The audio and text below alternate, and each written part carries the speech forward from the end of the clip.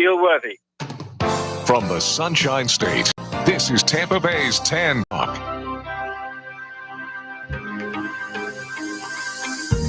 It's time for FLALAW, brought to you by the personal injury attorneys of Perenich, Caulfield, Avril Noyes. This hour will be informative, along with taking your questions and comments. Now, here are your hosts for today's show. That's right. Thank you for tuning in once again. This is FLALAW live on the radio. As you know, we are here every Tuesday at 5 o'clock with your live legal call-in talk show. So thanks for joining us tonight. We have a great show coming up with a family law attorney who's going to be answering all your questions about divorce, child support, custody, alimony, and those sorts of questions. So it should be a very entertaining and informative show. So while you're tuning in, if you know anyone who has family law issues, concerns, topic that they need to discuss and would like to get some insight from an experienced family law attorney, then tonight's the night to have them call in, tell them to turn on the radio. Of course, we are live right here at WTAN in the studio at AM 1340 and 106.1 FM.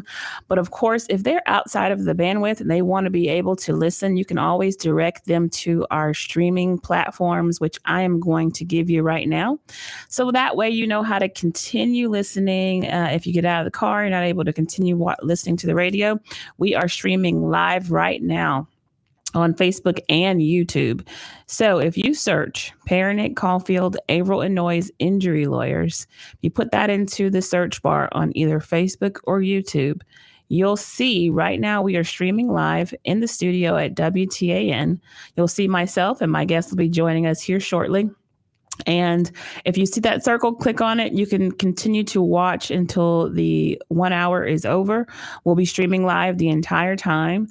You can leave comments in the comment sections of Facebook or YouTube, and we'll read those out over the air. So if you have a question or you just want to join in on tonight's discussion, then feel free to leave your comments or questions in the section at the bottom of the chat on Facebook or YouTube. Now, with that being said, we do also have a podcast. So if you're not able to continue to listen tonight, but you want to catch up later, or maybe there was a show last week or the week before that you didn't get to hear, but you want to hear it later, that's okay. Because guess what? We are on all podcast platforms such as iHeartRadio, Apple Podcasts, iTunes, Spotify.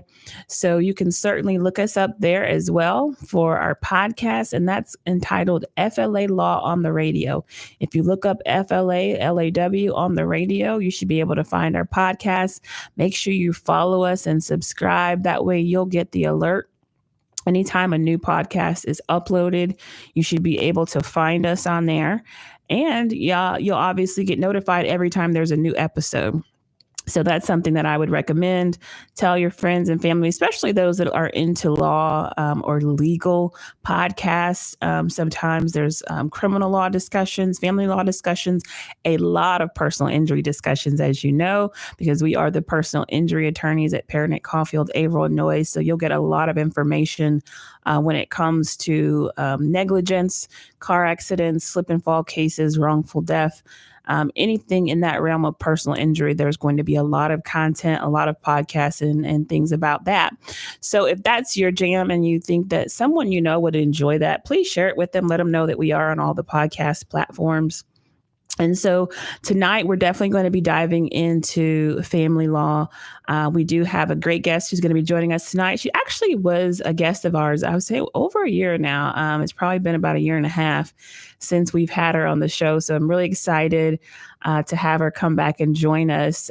She's actually a friend of mine, a colleague from law school. We actually went to Stetson Law together. And that's where we first met. And I've kind of kept in touch with her over the years. And she's been doing great work in the family law sector. She now owns her own law firm called the Golden Key Law Group.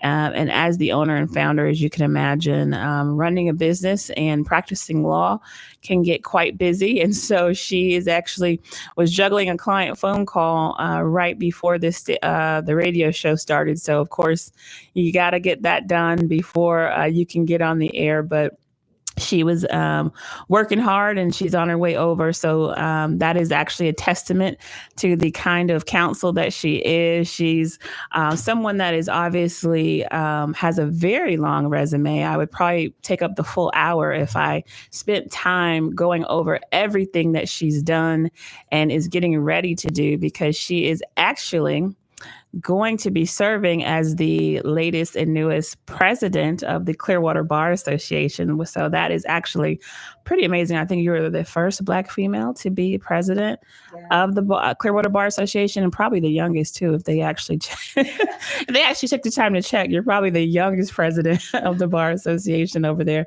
So she's breaking records and doing all kinds of wonderful things. But tonight, obviously, we're mostly talking to her about her practice area in family law. So, of course, if you have questions, the lines are open. But, of course, comments and discussions on the topic are always welcome. You can do that in our Facebook or our YouTube. The phone number is 441-3000, area code 727. Again, that's 727-441-3000. Of course, we'd love to hear from you tonight, but we'll continue on and get into it. I started to introduce you a little bit, but I, of course, want you to tell us a little bit about yourself and remind our listeners. I think it's been over a year now, the last time you were with us, but I've already let them know. Owner and founder of Golden Key Law Group. The main practice I know is family law, but you guys do a lot over there. So let's tell us, how long have you been in business? Obviously, you started your own firm quite some time ago. And what all do you do, and kind of what you're focusing on now these days? Yeah, so like you mentioned, owner of Golden Key Law Group. We've been in business for November would make 10 years. Oh, congratulations. Thank you. It's so a full decade. That's crazy. Right? Like time just really flies. And so our primary focus is family law. Particularly, we handle a lot of complex litigation cases. But we also handle Social Security, wills, and a little bit of criminal law. I saw 3 that. I was attorneys. surprised on your website. I was like, I didn't even know she was doing criminal defense. So yes. That's good. You're expanding. Yes. So Rita Briles, she practiced up in Alabama, and she used to handle like a lot of federal criminal cases. Okay. And so now she's handling some here. And then Shannon and Rita handles wills. And then I do a little bit of real estate. I try to stick to transactional. I was going to ask that because I know you were doing that at one point. So yes, I try to just do, real estate as it relates to contractual issues, because family law has me in the courtroom very often. You're a busy girl. Busy attorney. I don't even know how you wear as many hats as you have. You're also mom. But what was it about family law that made you really, because obviously you're incredibly smart and talented, and you have other practice areas at your firm. So what is it that really made you want to hone in on family law?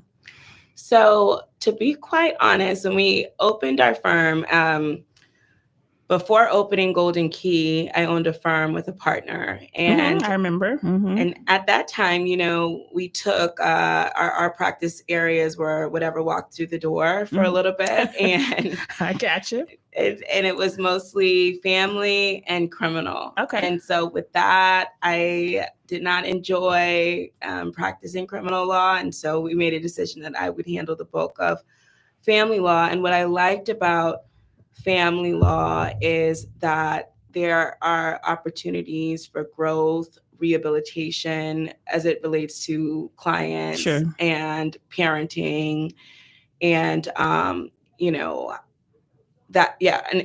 their children. And so criminal law is a lot different, where there's a lot of finality in it. And I like the rehabilitation aspect of family law. Yeah. And that's funny that you mentioned that you kind of started out and you decided you didn't want to do criminal, because I had a similar experience, but it was during law school. I hadn't really decided what I wanted to do. And so I did like a clinic at the PD's office, which for people that don't know, that's the public defender's office, and doing criminal defense type work. So I was doing research and things like that. Watched a lot of trials and helped with a lot of things and realized, no, this is not what I wanted to do. Yeah. But similarly, I did a clinic at, I think it was called Gulf Coast Legal Services. I'm not even sure if they're still around, but they had a family law department, and I was helping a lot with, injunctions for protection and, divorce forms. I said I didn't want to do that either. So it's funny that you mentioned it, because I was like, no, I kind of eliminated both family law and criminal defense. But look, people love it. And I know that there's a lot of attorneys that, that's just, they couldn't see themselves doing anything else. And so you're obviously a young business owner in addition to being, a family law attorney. And so what are the things that you feel in terms of the balance between business and owning a business and then actually practicing law and serving your clients? Like, how do you make that balance and determining what's important?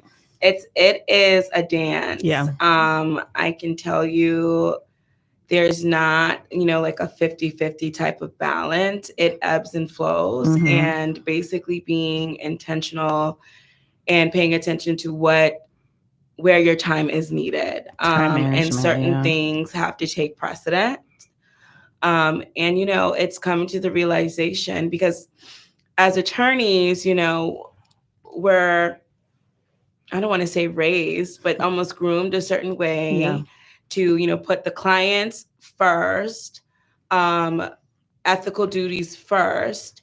And when you're a business owner, unfortunately, sometimes there can be a conflict with that, because it's a delicate balance. It is, because legal aid is there for a purpose, right? And so it's hard being a business owner first at times and realizing that you're in the business of law. But I can tell you, having my son made me, come to the realization that, yes, I need to be more intentional about how time is spent. Are we using our systems and the software that's available to the best extent, specifically AI? Yeah. AI is huge right now. Yeah. Oh, yeah. It is and it can future. Make your life a lot easier if you use it properly. Oh, 100%. 100%. Now, the funny thing about that, I know it's not really what we were talking about, but I've talked about it with other attorneys. Are you seeing more now clients that are coming to you with things they found on AI, and like they have their AI lawyer, but they've hired you as their lawyer, and it's like, all right, well, what are we doing here? Oh, 100%. I mean, it's been a thing, the Google, like I Googled this, I Googled that, and now it's probably I chat GPT this. Yes. And so, yes, we're seeing more and more of that. And, my firm, we focus a lot on client satisfaction and making sure that our clients are involved to the extent that they'd like to be. And so I review what they send over, but just knowing that, artificial intelligence can't make up for what happens in the courtroom and happens, from attorney to attorney, that negotiation and just share experience on how the judges rule on these types of issues. Although they are trying. I saw a video the other day where a pro se litigant tried to appear via like an AI avatar, and the judge was like, what are you doing? Oh my gosh. She was livid. Like, why would you do that?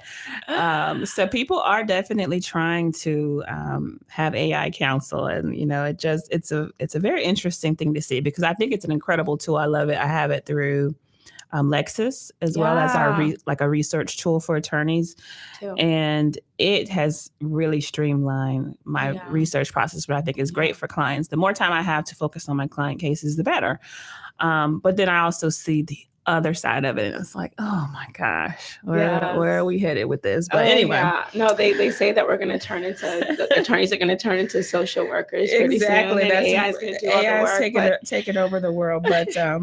Until that happens, we obviously have the wonderful Charis Campbell here, who is still here to help you with your family law needs. And so I know we've talked about what kind of made you get into family law, but how do people really know in their particular situation when it's time to call a family law attorney? So I think that there are certain triggers, as it relates to, I would say, like, when you're dealing with paternity issues, which are like unmarried persons dealing with children. It can be when a parent is withholding, or if you feel as if your decisions aren't being taken into consideration.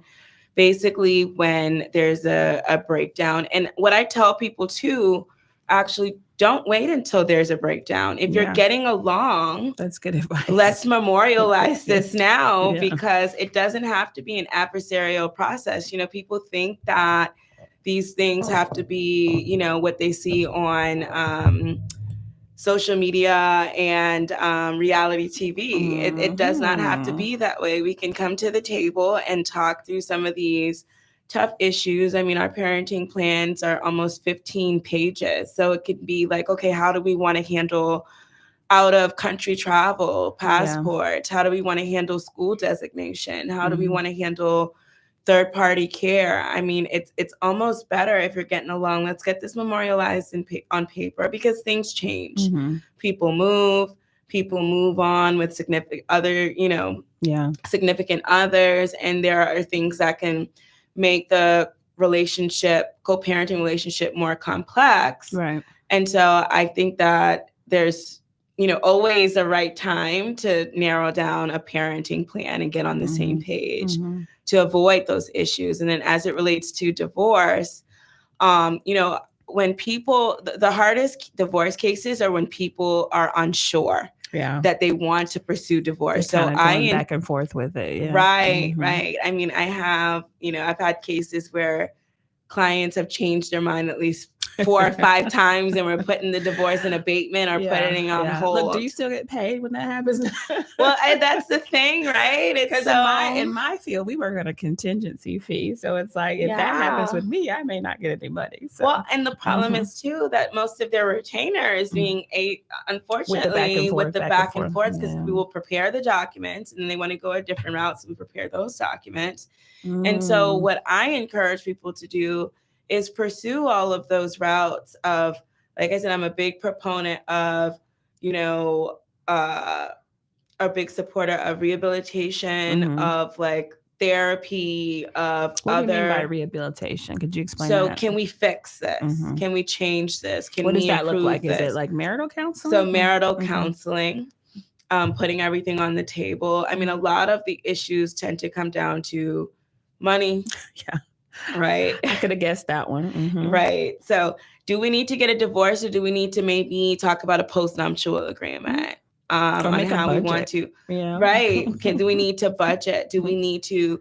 So those type of things. I mean, there's so many other resources that can be explored other than filing. And so when someone but then like when you get to a case where like I'll have spouses come in and they're like, oh, he's moving money around. He's no longer using the joint bank account. That's when I tell them, look, it's coming. Yeah. So either you file first or he files first, but someone's, it's going to happen. The writing is kind of on the wall at that point. Yeah, I see what you mean. So then what kind of advice would you give someone who has unexpectedly, seemingly out of the blue, just been served with divorce papers? What would you kind of recommend at that point? So at that point, I would recommend that that someone immediately consults with an attorney. Of course, we like to promote ourselves and say, you need to hire an attorney, you need to hire an attorney. Yes. But, in some cases, would you say, because I hear people like, okay, well, before you hire an attorney, check the money, like look at your bank account. Where's the money? Did it disappear? That kind of stuff. Yeah.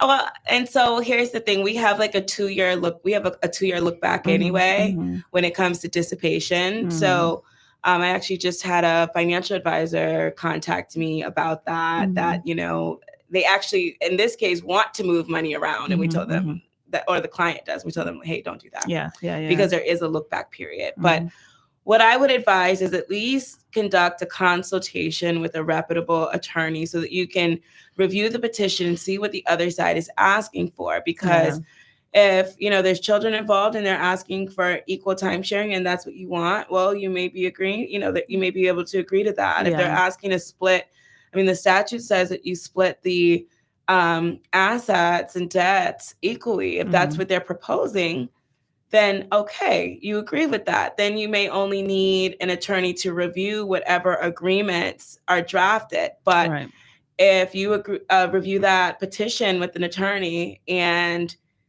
there's an issue with the request for relief and they want to take you for, everything that you got, or there's some areas of concern, then you definitely need to hire an attorney. And I would say, because that could be evident in the immediate papers that they get served with. Oh, yes. Okay. Yes. We have to plead exactly what we want, especially, we plead generally in a sense, but there are times where, like with alimony, right? You'll know if they're asking for that. You'll know if they're asking for that. You'll know if they're asking for an unequal distribution, because there's a presumption that, an unequal split, right, in the assets and debts, because there is a presumption that it should be split equally. I got you. So it's good to consult with an attorney to at least know and understand what the other spouse is asking for, and to what extent you can refute that. And then, because you do have, they have 20 days to file a response. Yeah.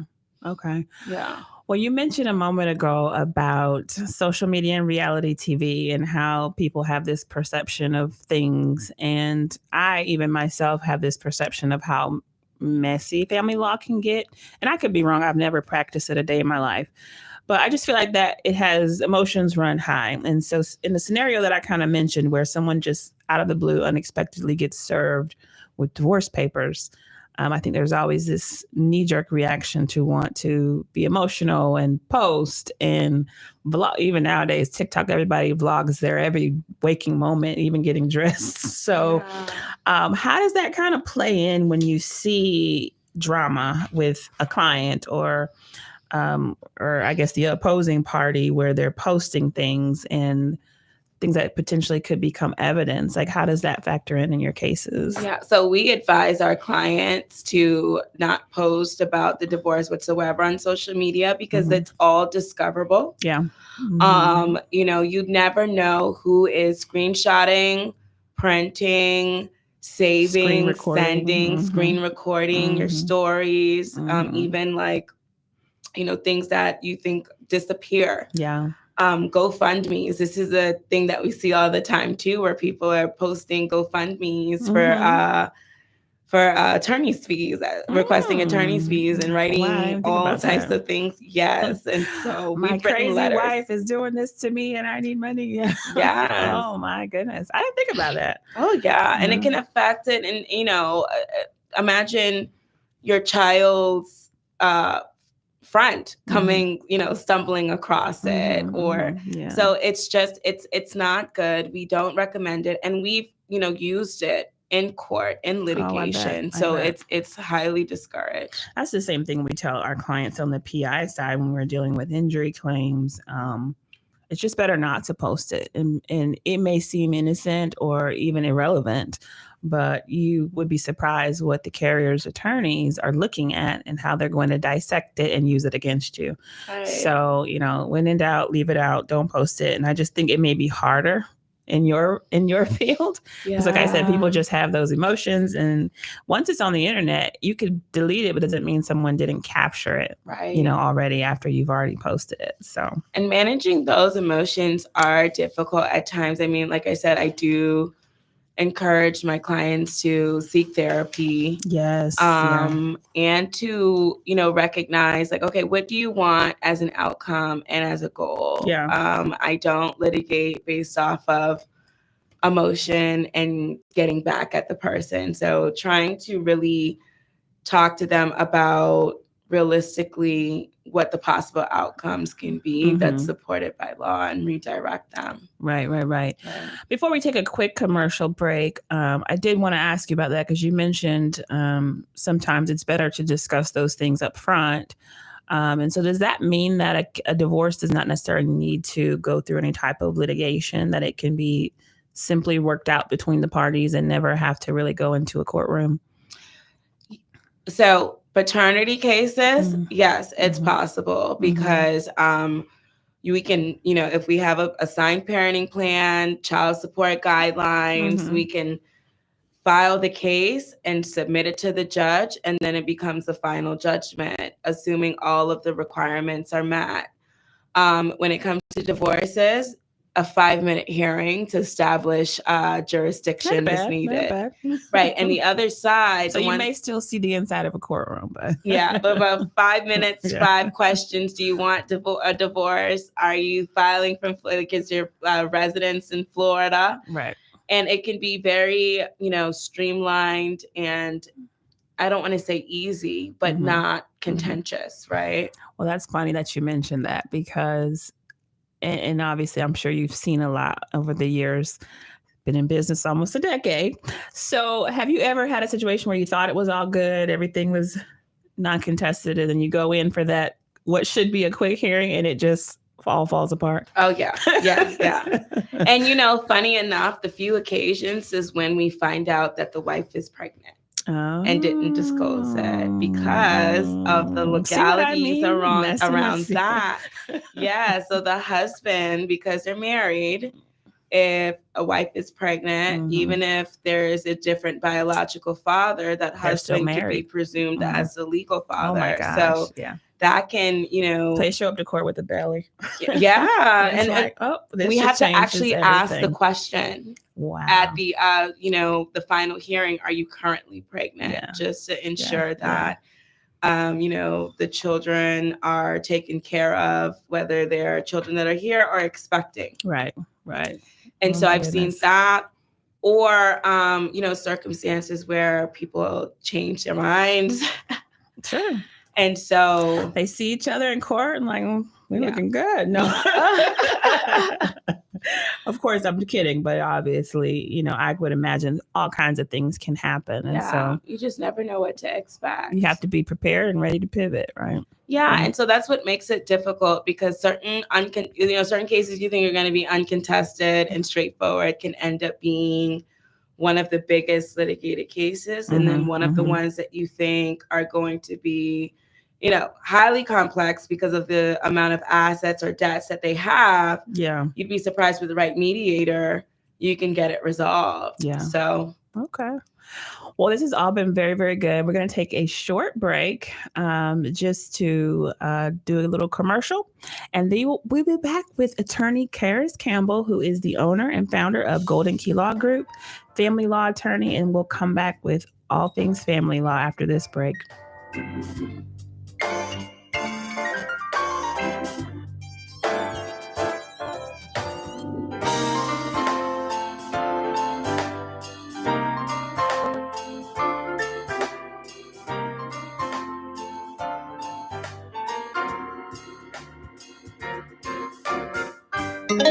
This is the Tan Talk Radio Network. After a car accident, there are many questions that you need answers to. Who pays for my car repairs? Who pays for the medical bills? What about my lost wages? And more. The personal injury law firm of Perenich, Caulfield, Avril Noyes has been answering these questions for their clients for nearly 70 years. Since 1955, they've been a voice of the injured in the legal system. As one of the longest established law firms in Tampa Bay, Perenich, Caulfield, Avril Noyes is here to answer your questions. Listen to their live call-in radio show on this channel every Tuesday evening from 5 to 6 p.m. or call them at 727-796-8282 or visit them at voiceoftheinjured.com. Offices Clearwater, non-attorney spokesperson. This is the Tan Talk Radio Network.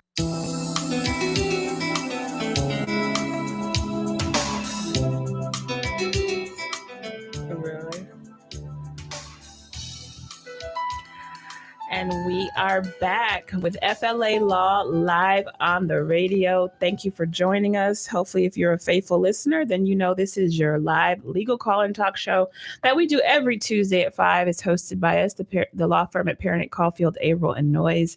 As we mentioned before, we are live right now on Facebook and YouTube. Feel free to leave a comment for us or a question in the chat. We'll be sure to answer that for you live over the air. We did have one comment saying, "I like the new banner."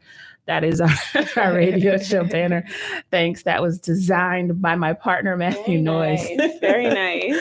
And of course, we will also be posting this show and also other shows on our podcast. So after today, we'll be on Spotify, iHeartRadio, Apple Podcasts, and pretty much anywhere you can consume a podcast. You'll be able to find it on FLA Law live on the radio.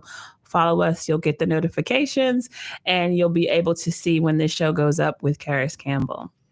So with that being said, let's jump back into it. Our family law discussion with our family law extraordinaire, Ms. Charis Campbell, and she's been talking about divorce so far, but there's so many different facets to, what goes into family law cases. And so I want to talk a little bit about I think you mentioned a little bit about just kind of how property is distributed in the state of Florida. I believe it's equitable distribution, right? Yes.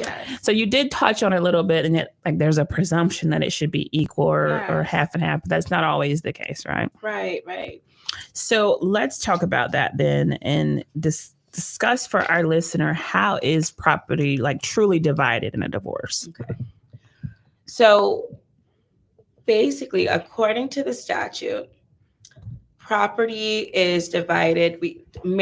First you have to figure out which property is marital and non-marital. Yeah. Mm-hmm. Okay. And so to determine whether the property is marital, we look at the date of marriage. Okay. Until the date of filing of the divorce. Now, if parties have been separated for an extensive amount of time, then there are times where we would ask the court to go from date of marriage to the date of separation. Okay, that makes sense. But essentially everything, all of the property, assets, and debts that have been accumulated during that period of time is considered marital. Mm-hmm. Same for property that has been obtained before the date of marriage, but grew during the marriage. You anticipated my question. Yes. And not by market forces, right? Mm-hmm. Not, so for instance, if I had a 401k before marriage, but I didn't,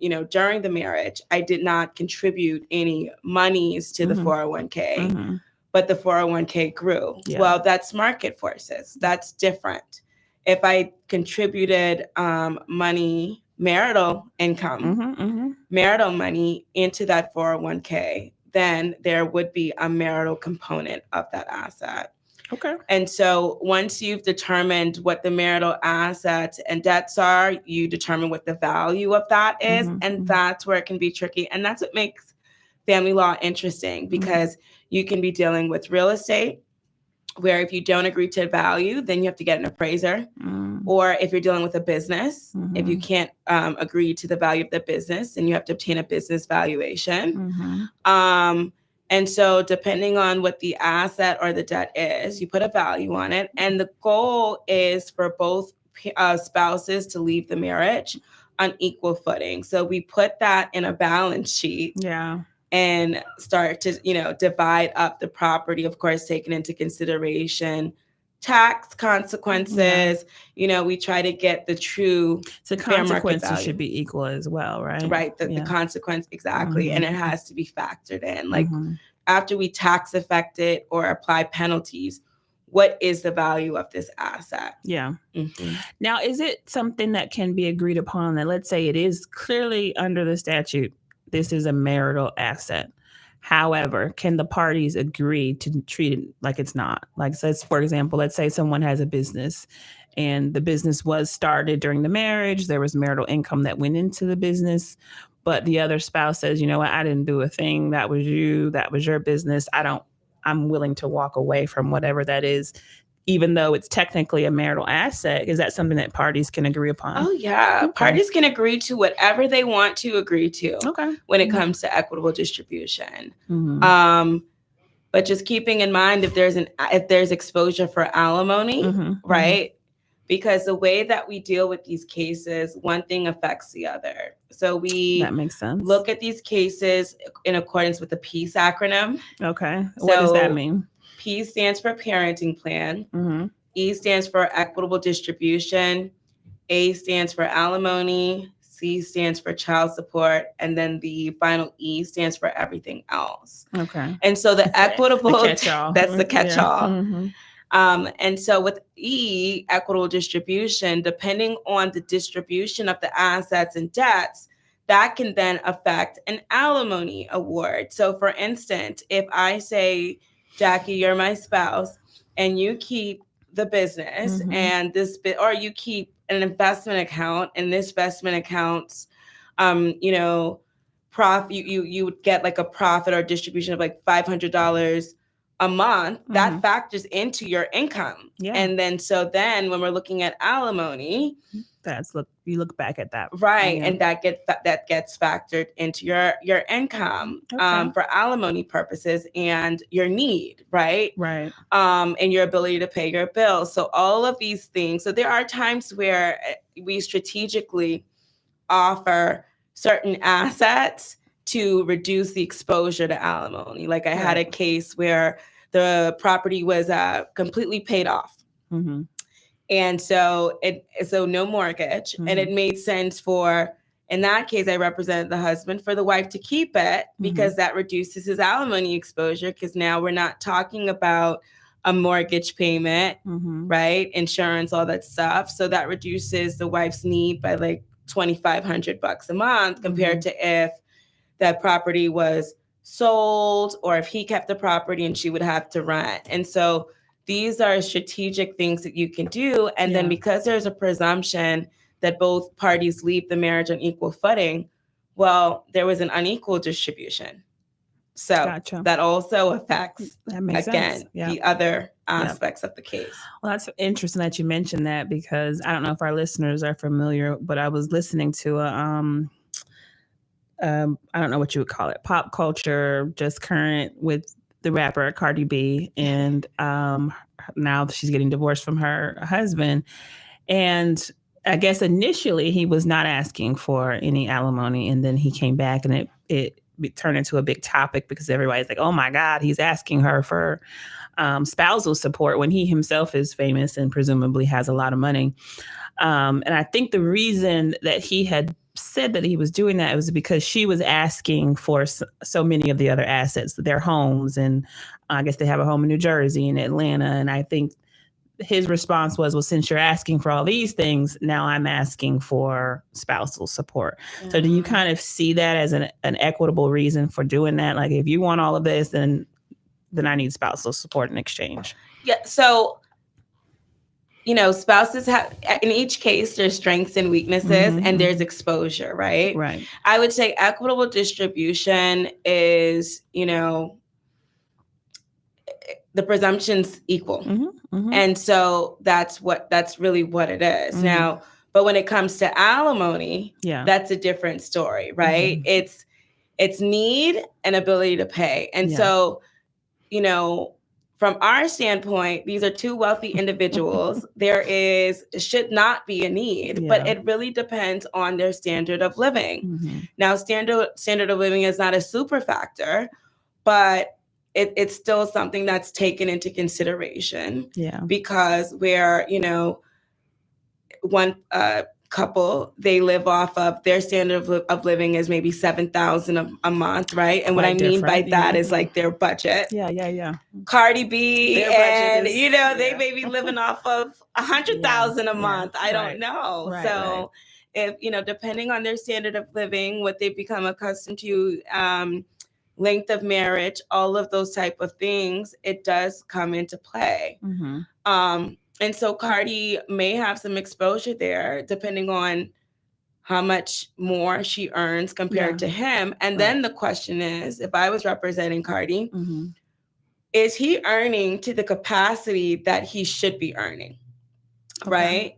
And so And explain why that matters. So it does. Is he like intentionally limiting his income so that he can ask her for support? Right. Is he underemployed? So if Cardi is doing so many appearances, if she's doing so many concerts, going on tour, is is he fulfilling his contract? Is he actively trying to get other contracts? Is he working to the same extent that she is? Yes. Do they have the same Makes sense. earning? Because I would do a vocational evaluation on him to see to what extent is he, earning. Yeah. And then two, the assets that he does have, is he investing into them, using those investments to the level that they should be, right? So if they have properties, are they being rented when they're not there? Because you're not, if you have 10 rental properties and they're not being, if they're vacant, what good is it? Right. Then you can't also, if you have the potential to earn income on them,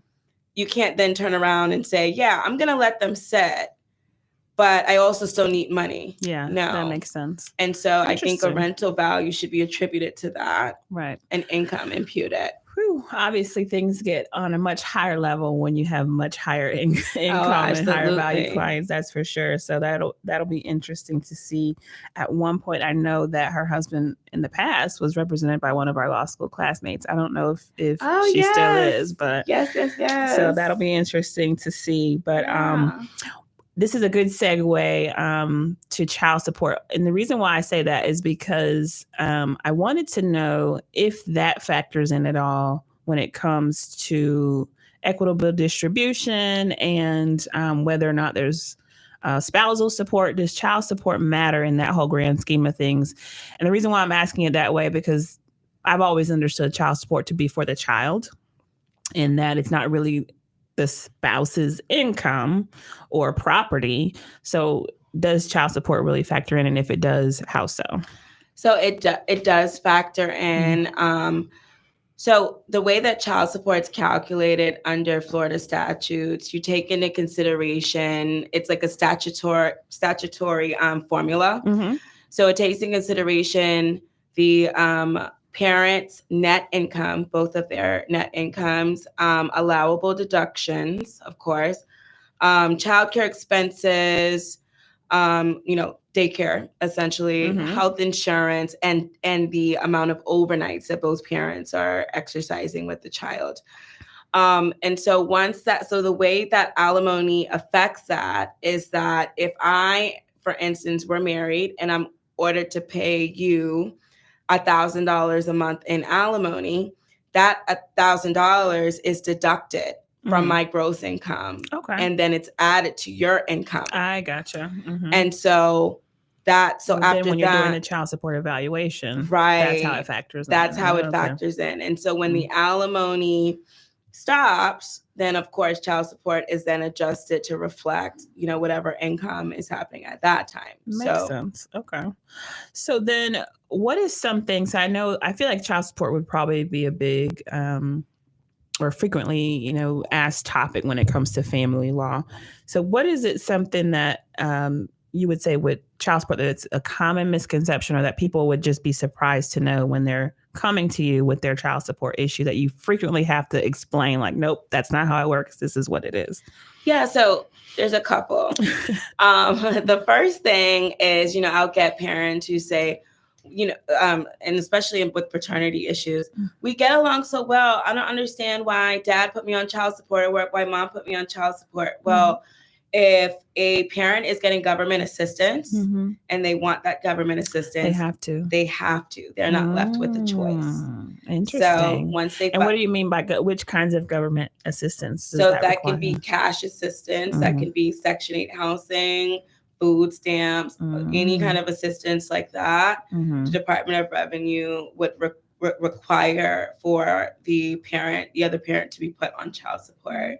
Or at least make the attempt. Right? Exactly. Yeah. Another misconception is that if we exercise 50-50 time sharing, then I won't have to pay child support. And that's not how it works. Like I said, the biggest factor are the incomes. So if you make, you know, if you're similarly situated income wise, then yes, you know, if there's like, I make 40 and you make 50 or 40, 45, then yes. And we're exercising equal time sharing and assuming there's not a lot of other expenses that's factored in, then that could result in a very minimal child support obligation. But, you know, that's not always the case. Right. You can still have parents that exercise 50-50 time sharing, and depending on the disparity or the difference in your income, still be ordered to pay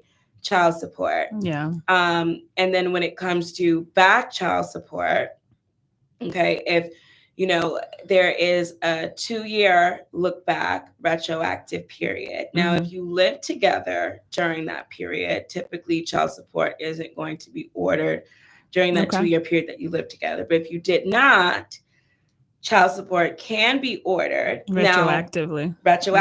And that can be waived if, you know, mom or dad agrees to. But like you mentioned, ongoing child support cannot be waived. In fact, the judges do not have the power to decline to order ongoing child support. Really? It is the right of the child. And so even if I said, all right, I won't ask you for alimony if you don't ask me for child support, that is not something that you can do. It is you can't. And I would say this, you cannot use it's not the really word. It's for the child. Like you said, you can't negotiate away the child's rights. Exactly. You can't. It's the right of the child. You can't negotiate it out. And really using the word waiver is the problem. Now, there are ways that you can, there's some terminology, and that's why we pay her the big bucks. Right. In those cases, you definitely need to consult with an attorney who can draft that language in a way that would be acceptable to the court and consistent with the statutes, right? Because there's reasons why you may deviate. Sure. For instance, if the alimony and the child support award is similar, right? Or if there's an offset with that, then it wouldn't make sense for us to pass the same money back and forth. Yeah. But again, it has to be carefully crafted to make sure that we're in compliance with the laws of our land. Yeah, for sure. So then when you're talking about child support, obviously I understand that time sharing plays a role in deciding, you know, how that's paid and how much is paid. But there was a conception, I feel like a misconception, but obviously you can clarify that dads are just not always on the same playing fields when it comes to deciding the time sharing, and that moms have a greater chance of getting more custody. Is that true, or is there any truth to that, or is it pretty much, you know, dads have the same equal playing field as moms? Yeah, I would say that, you know, that's not as true anymore. I've seen such an incredible shift in dad's rights, especially here in Pinellas County.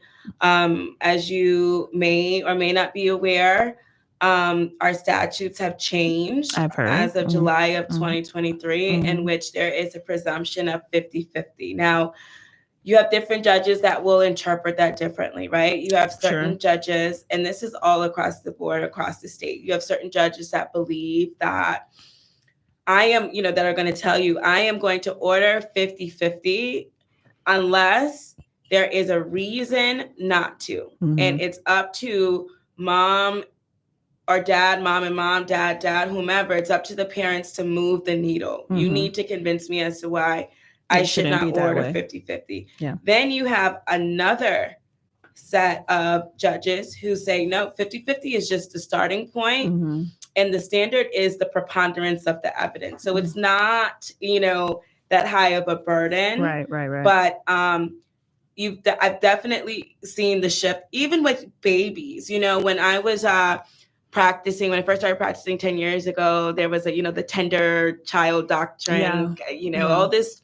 The child's breastfeeding, we can't start equal time sharing. We can't start substantial time sharing right away. That has completely shifted. It's not as much of a thing anymore. And so I would say the things that are taken into consideration in regards to equal time sharing is how close do you live together? Like the practicality of it, right? If Like they're clear across the country, then obviously that's going to be difficult. Yeah. Right. Like how close, how far do you live from the school? What are your work hours?